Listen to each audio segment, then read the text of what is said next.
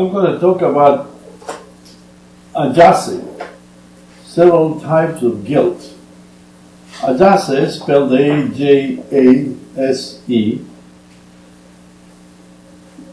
it's a variation of the Oedipus complex studied in Japan, initially by Kosawa, who was the founder of the Psychoanalytic Society in Tokyo.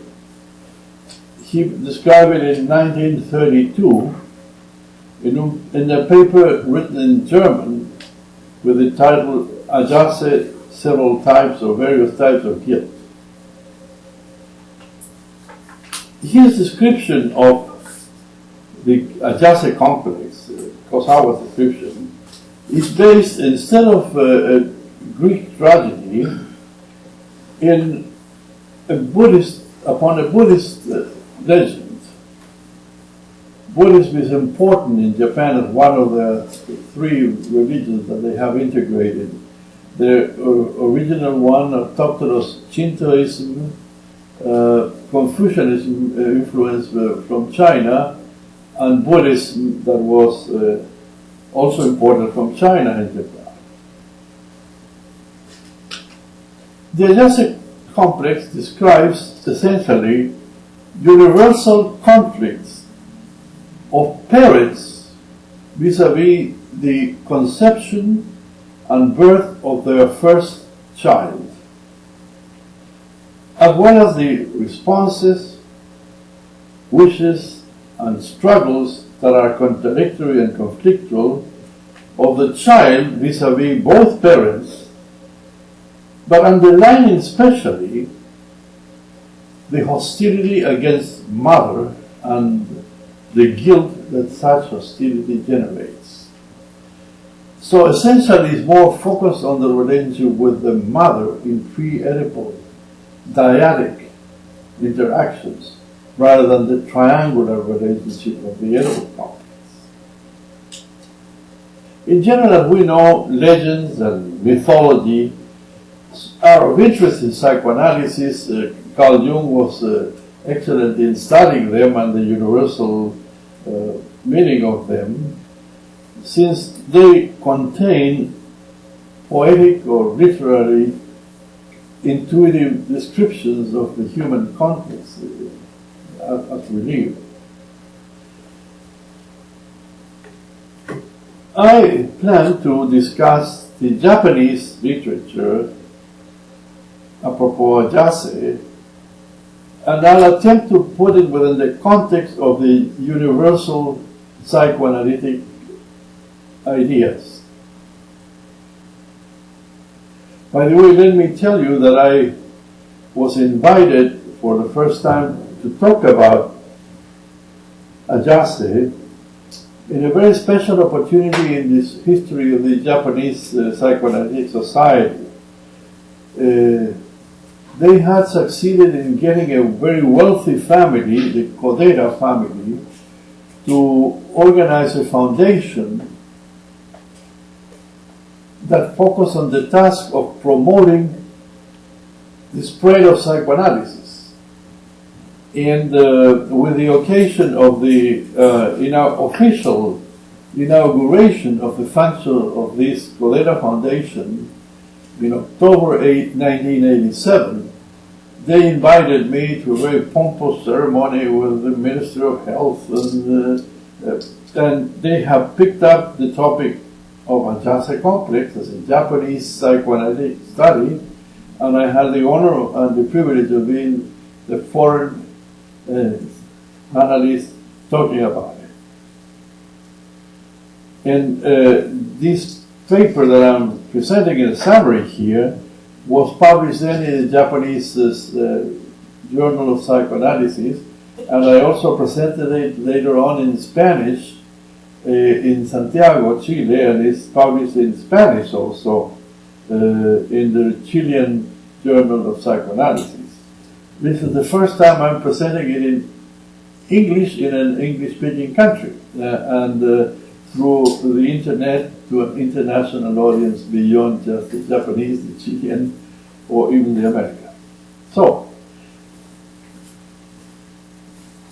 Kosawa went to Germany in 1932, and he was analyzed there by Richard Sturber, to Germany, to Vienna, to Austria, where he was analyzed in German by Richard Sturber.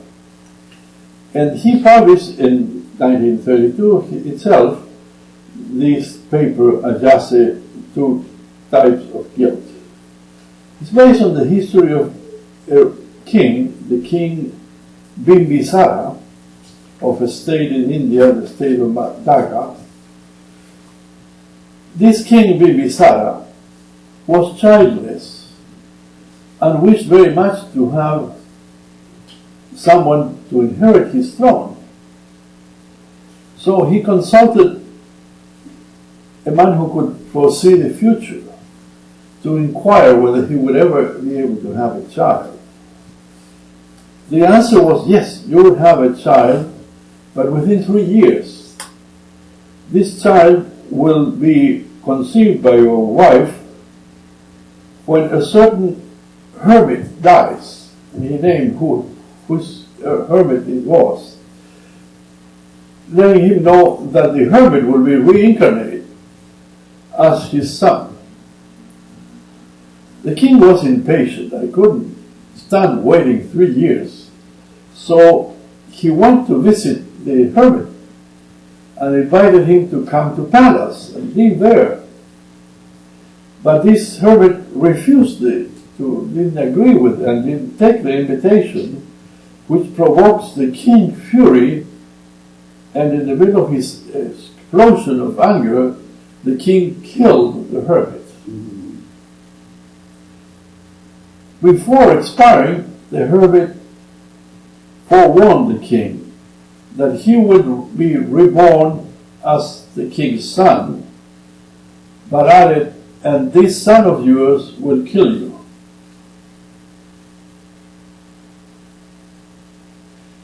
The queen Vaidegi became pregnant in this same instant in which the hermit passed away. And the parents were then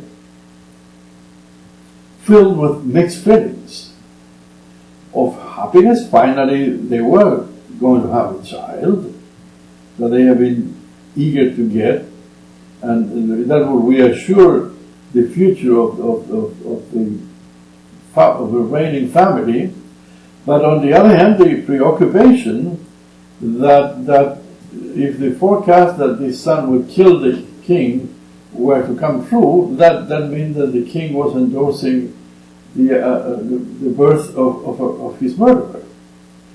So the king shared with the queen his preoccupation and his mixed feelings, and then they decided together to kill the son, to kill him by having the queen deliver the baby from a very tall tower, so that upon falling from that height to the ground, upon reaching the ground, the baby will die, quote unquote, accidentally. They planned this and they implemented the plan. But it so happened that the baby survived, that upon crashing his body against the floor, only got a minor injury in his small finger, only a fracture of the small finger. So he was nicknamed the Prince with a broken finger, which is interesting insofar as the words in Japanese, onisho, in, simultaneously speak of a fractured finger and also means something else, a prenatal resentment, being born with a resentment that has been accumulated before being born. So the son had this onisho and this double meaning of being the one with a broken finger and the one carrying on a resentment since being in the womb. Years went by, and Ajase was informed of how his parents had planned the delivery from the height of the tower, trying to kill him. He couldn't believe this. But then the friend, one cousin who was informing him about this, told him, just watch your finger. There you have it. That's the proof that happened upon your being born from the height of a tower. He double-checked with others that the story was true, and became furious and decided in revenge to kill his father. To kill his father by starving him. So he picked up his father, put him in some jail, and waited for him to die of starvation with no food being provided for the father. But weeks went by, and the father was still strong, active, and not having any sign of his being sorry. Ajase then became suspicious, and ended up finding out that what was happening was that the Queen Vaidegi, was secretly providing food to her husband and keeping him therefore alive and healthy. Upon finding this out, Ajase went furious and was about to kill his mother with his sword when a secretary told him, come on man, I've never heard of a son killing a mother. I have heard of ambitious sons killing a king father, but never a queen. Stop it. So Ajase could control himself secondarily and change his mind, asking instead to put the mother in jail and kill the father. That way he became King Ajase. However, he couldn't enjoy the many pleasures and advantages of his high status because of guilt. He regretted the father's death and developed, connected with the guilt, a foul-smelling skin condition. Was so fetid and so stinky that no one could approach him or tolerate the foul smelling. Only mother took care of him and had compassion for him.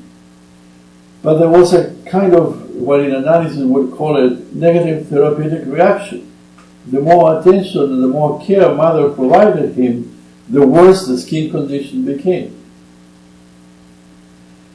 This situation seemed unbearable and progressively developed into a vicious cycle. So a secretary suggested to Ajase, why don't you consult Shaka?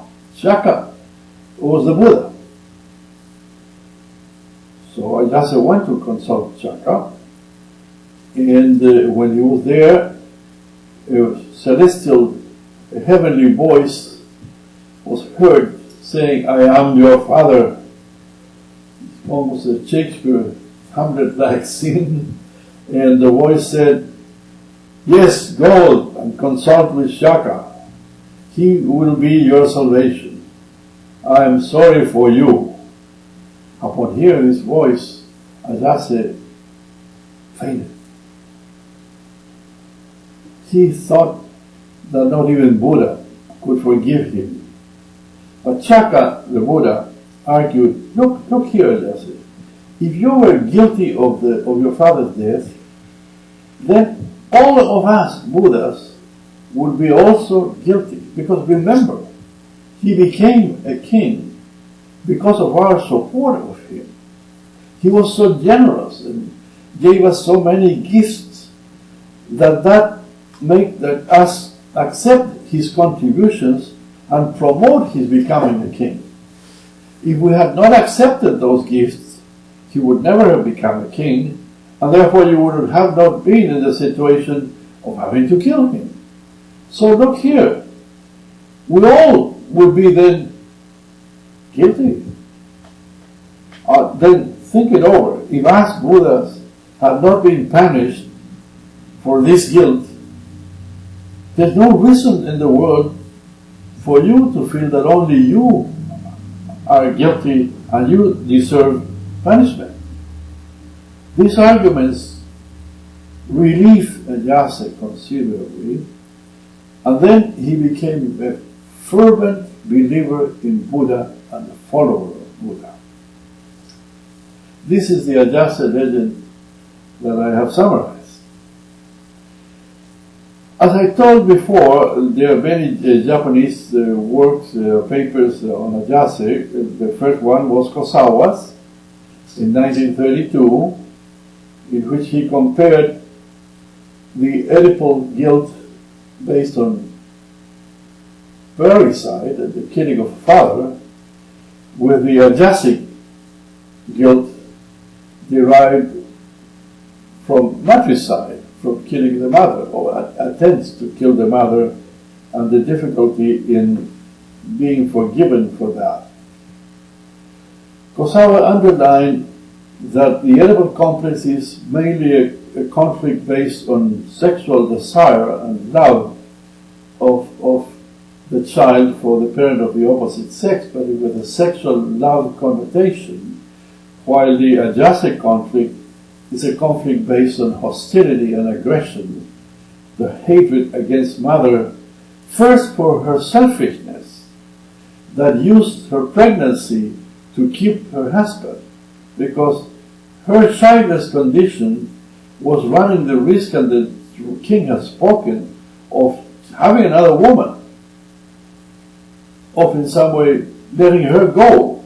So selfishly she welcomed the pregnancy very much to keep her husband, and then on top of that he had betrayed Ajase twice, first planning to kill him for delivery, and then feeding the prisoner king, and attempting to protect the husband from Ajase's plans to kill him by starvation. Keigo Okonogi, in 1978, published also on Ajase and underlined Oedipus complex, father-oriented, Ajase, mother-oriented, and he underlined that the starting point of the Ajase conflict are the passions of the woman, of the mother, that the son resents and makes him furious because of her betrayal. Konogi underlined the prenatal resentment as a masochistic tool or style of interaction that justifies excessive demands from the children regarding the parents, kind of presenting the bill. All of this you have done to me, I'm resentful, so you owe me this and that and that and that and that. And in that way, it establishes an exchange of guilt and masochism, and looking for reciprocity and some sense of having to pay the debt for the wrongdoings of the past. A masochistic dialogue. Konogi comments on how this vicious cycle made Ajase unable to enjoy mother's care when he was having his skin condition, and instead of accepting her and forgiving her, he became more guilty and his skin became worse. Okonogi's main point was that masochism is a Japanese style of interaction that pervades their social life, expecting reciprocity based on a tacit mutual comprehension. he proclaimed, and he is right, an uncanny capacity of the Japanese to read the nonverbal communications, to be able to intuitively grasp where the other person is emotionally without putting it into words. Start like tune in to the feelings of the others, so that feelings are not always, rarely put into words. Instead, they are read intuitively. He described the following details as elements that form part of this Japanese masochism. A sense of unity with the others, that we're all alike. A tendency to accept and to forgive the selfishness of the others, expecting reciprocally to be forgiven of one's own selfishness, but at the same time making a big effort not to be selfish. The expectation that by suffering and having resentment, the others will feel guilty and respond taking special care of you. On the other hand, the others learn to respect the effort that everyone makes not to be selfish, and are grateful of those efforts, and give the individual credit for making such big efforts not to be selfish. Okonogi thus elaborated and worked through the concept of forgiveness beyond resentment. The masochistic forgiveness as a way of controlling the world, controlling everyone around, exploiting their emotions, especially their guilt. He elaborated how Ajase promotes the identification with the idealized mother, promotes the identification in the others of being someone who provides forgiveness and extra care, provides what the Japanese analyst Takeo Doi wrote and described as amae, the Japanese maternal tendency to take care of others, like a good mother.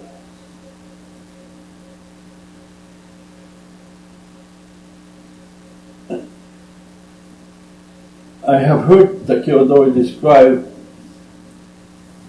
his first reactions when he came to be a resident in psychiatry at Menninger's in Topeka, Kansas, and was invited to an American house, to a party, and how shocked as a Japanese he was when the hostess, trying to make him feel at home in the party, told him the usual American expression, "You're on your own, feel at home."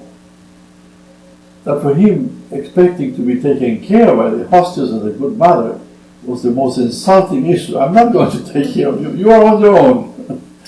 And he elaborated the concept of amae as a central expectation of the Japanese, that everyone will take care of me.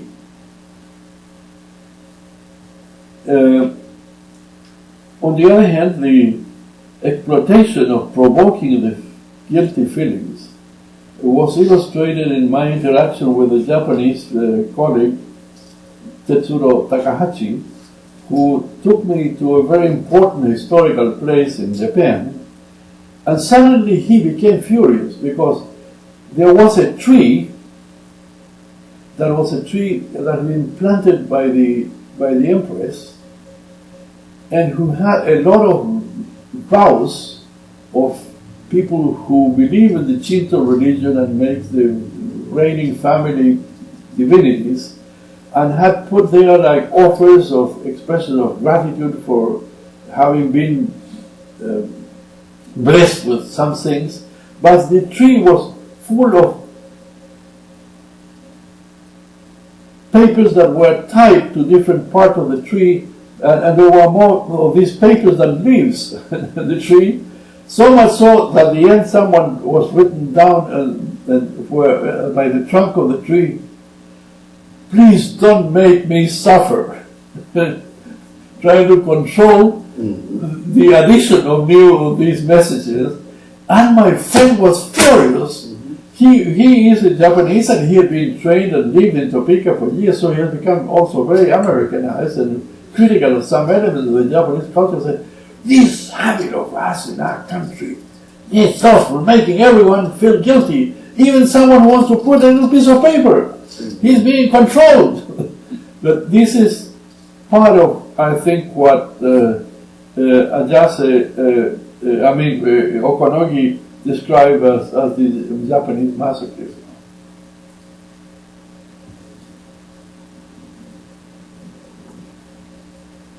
The professor of psychiatry of Fukuoka University, Osamu Kitayama, trained in part in London as a psychiatrist and a psychotherapist, wrote in 1985 a study of other folkloric Japanese tragedies that are focused on the relationship between the child and the mother. What he focused especially were folkloric legends or tragedies that describe pre-Oedipal conflicts, again, like Ajase, between mother and son, or mother and child, instead of triangular conflicts Oedipus-like. He particularly, Kitayama, focused on traditional stories about marriages that had taken place magically between human beings and non-human beings, animals. All have as a common plot the fact that the animal is disguised as a beautiful, very attractive sexual woman that is married to a human male.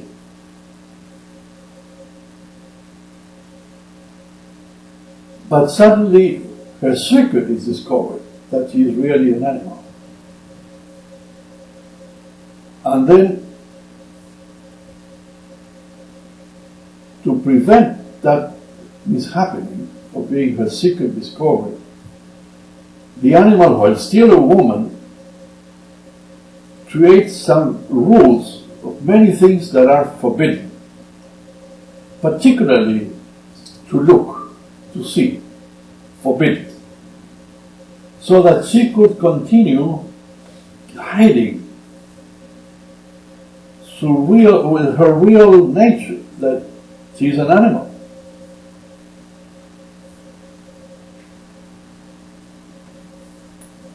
Kitayama elaborates the hypothesis that all this keeping the secrets is indeed a prohibition to realize the maternity biological functions of motherhood, such as to deliver, to breastfeed. All these women, heroic women, perform maternal functions, produce babies, milk, take care of their babies, dress them, take care of them, gratify the children's desires toward mother, and as such, the male hero idealized, as Kitayama writes, the products of motherhood, but cannot accept and refuses and rejects absolutely the truth of how these products are started by intercourse and sexual interactions. He elaborates that all these legends describe the inability that we have to accept our mother's animal functions around motherhood, our incapacity to accept the complete round-up human nature of mother as a sexual being. I remember the comment of a Chilean analyst. She was a student of mine, and she described to me, when I presented in Santiago these ideas, her shock when she first had her first baby and was producing milk. She said, "I never thought of myself until then that I could be like a cow,"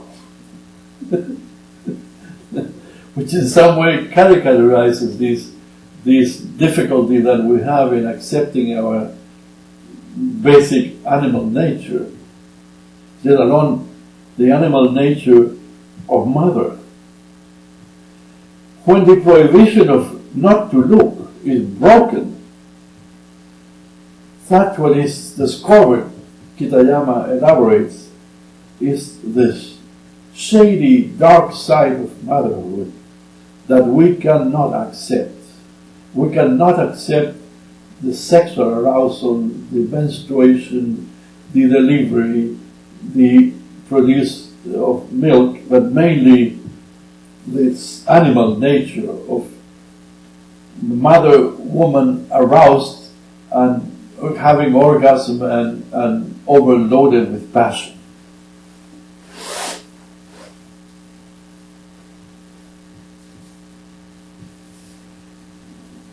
I'll discuss all these ideas briefly by saying that I will try to integrate rather than choose which Oedipal, Western, or Ajase, Japanese complex are important. I would try to integrate them by saying that one of the merits of the Ajase complex is that it focuses on these several phases and expressions of guilt and the many defenses that we mobilize.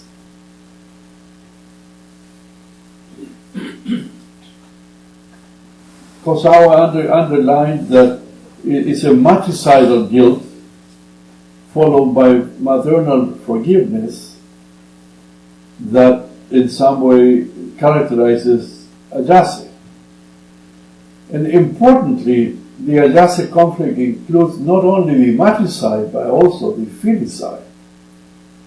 It underscores the ambivalent feelings of both parents vis-a-vis the first child and how they have considerable ambivalence. So in some way the Ajase guilt is connected with reciprocal guilt, filicide, matricide. Of course, there are several defenses that I have described.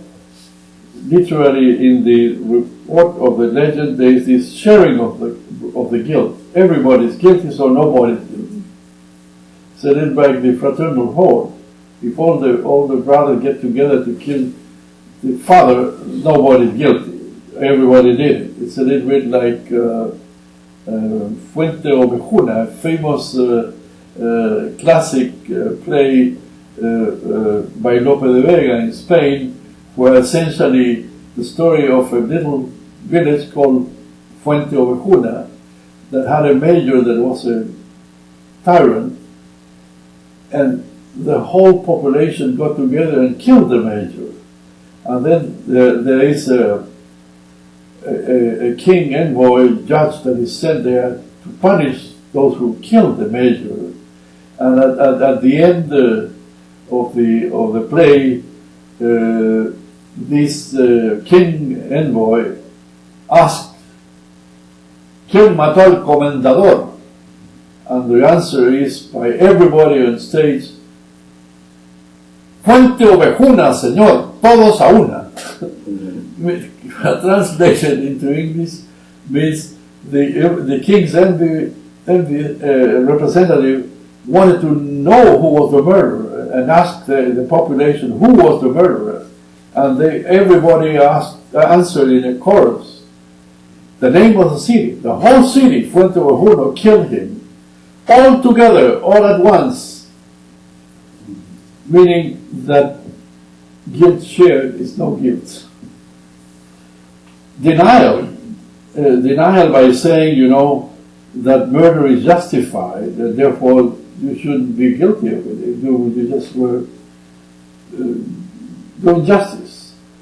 A certain confusion also about who is guilty. The mother, the father, the son. And last but not least, splitting. A tendency to divide into demons and awful bad people and ideal good people. Either Shakya, Buddha, or these parents that were murderers. There's an end of the legend that I have not reported, and it's the following one.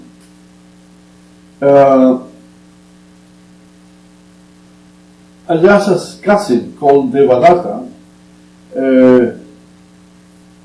was the one who told him the story of how he was born. And Devadatta told him, Devadatta was related to Shakya, to Buddha. So Devadatta suggested to Ajase, you kill the king, and I kill Buddha. You become king, and I become Buddha. Let's do it. After all the forgiveness and the struggles to be at peace with his guilt, Ajase was relieved of his guilt. But Devadatta in the legend became a little bit like Lucifer, like our devil, the fallen angel. He was sent in the legend to hell, like our Lucifer. He is made the scapegoat, the demonized scapegoat, splitting.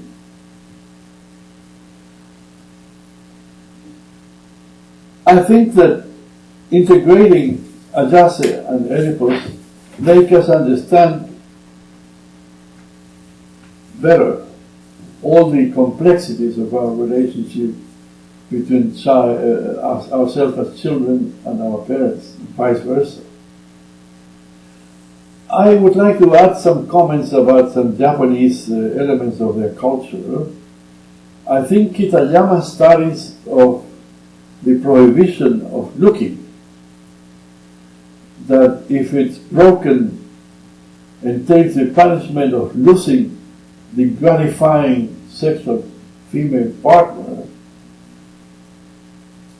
is, as he said, and I agree with him, a mental defense against realizing the truth about the maternal functions, the genital sexual maternal functions, from arousal to orgasm to delivery to breastfeeding.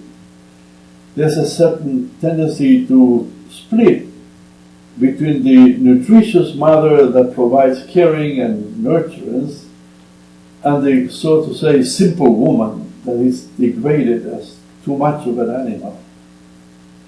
I add to this the prohibition of looking. It's a specific restriction of the natural sexual curiosity of children and protecting them from the anxieties of witnessing the so-called primal sin in the psychoanalytic lingo, the anxiety provoked by the parental intercourse. I think this is very important in Japan. As you probably know, most of the Japanese population lives in houses that are, to begin with, very small. The Japanese islands are overpopulated and full of mountains that are indeed inappropriate to building houses. So the available, in addition to being too many people in a small ground, a high proportion of the ground is unbuildable. You cannot build on it. So there are many houses that are very small. Often, most of the population lives in just one room. It's a large room that is bedroom, dining room, living room, all together. the beds are rolled and kept aside during the day. The beds are unrolled and put on the floor at night and becomes a bedroom. If there are several rooms, often the walls are paper framed by wood. So the looking and the hearing of things going on in this relatively small space makes the witnessing of the primal scene by the children and the issue of when the parents can be free to be sexual beings and enjoy each other's body in the intercourse is severely limited, and the issue of looking and for being forbidden. It is like almost unavoidable that the children might be overexposed in this architecture to the primal sin.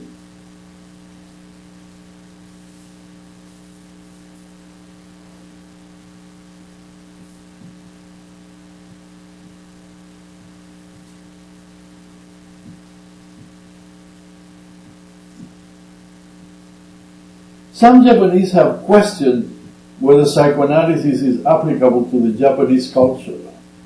Takeo Doi has written on discussions about this, and of course there is agreement that the Japanese are also analyzable. that indeed what happens is that certain cultural differences make them different culturally, but Japanese patients can teach Western analysts about those differences, while on the other hand the analyst keeps his or her specialty in knowing how the unconscious work and can help them.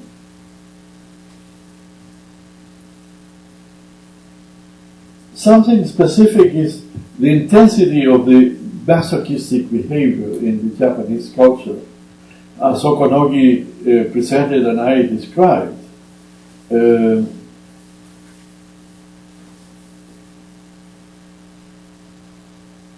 The preoccupation with not offending others makes the Japanese to be over-modest. Their ideal, a little bit like Horatio in Rome, was the aureus mediocritas, the golden mediocrity, to be common, to be like everybody else. In Japanese, to be heibon, not to be different. They have a saying that is very popular. The nail that is the tallest is the one that gets the hammer to hit you more. So, a Japanese person never speaks of her or himself in first person, I did that, or rarely mentions any achievement, because this would be asking for the hammer.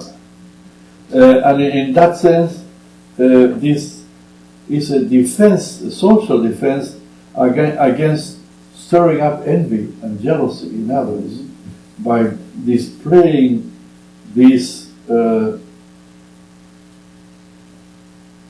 ideal of just being heibon, common. If someone dares to be different, if someone is like our American character, a maverick, that person is ostracized. That person, nobody talks to him or her, and is condemned like a scapegoat to what they call it in Japanese, murahashibu. Nobody in the village talks to the guy who is scapegoated and is thrown out of society, an outcast.